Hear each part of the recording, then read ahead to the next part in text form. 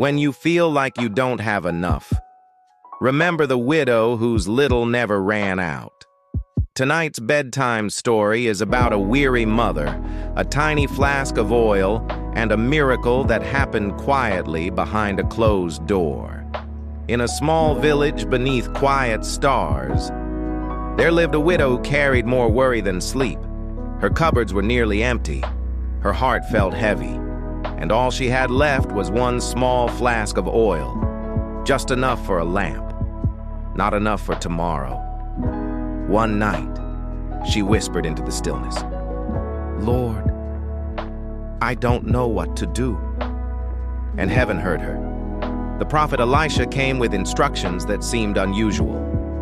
Borrow empty jars, as many as you can, then go inside, close the door, and pour. It didn't make sense, but she chose obedience. Her sons gathered jars, tall ones, small ones, plain ones, every empty vessel they could find. Then they shut the door. The room grew quiet, almost sacred. She lifted her tiny flask and tilted it forward. A drop fell, then another, then a steady stream. The oil flowed, warm and steady. It filled the first jar, then the second, then the third. Her sons kept bringing jars, and the oil kept pouring, jar after jar, until every vessel was full. And when the last jar was filled, when nothing else remained to receive, the oil stopped. Not too soon, not too late, right on time. That night, the widow and her sons slept in peace, because God had turned their little into more than enough. And maybe you're wondering, what does that mean for me? It means God begins with what you already have. It means obedience opens doors fear tries to close. It means miracles often happen quietly, where only you and God can see them.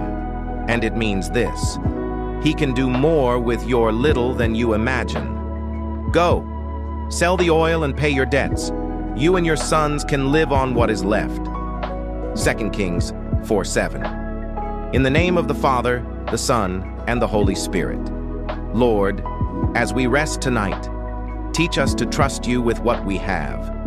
Fill every empty place with your peace. Multiply hope where there feels like lack. Remind us that you are working, even when doors are closed and jars seem empty. In the name of the Father, the Son, and the Holy Spirit. Amen. If you're believing God to fill the empty places in your life, type, "Fill me, Lord," in the comments. And subscribe to join us daily for faith-filled stories and moments of peace. Join us again tomorrow, beloved, for another gentle reminder of God's goodness. Rest knowing the same God who filled her jars is still filling hearts, homes, and futures. Until we meet again, you are never forgotten, never forsaken, and forever loved.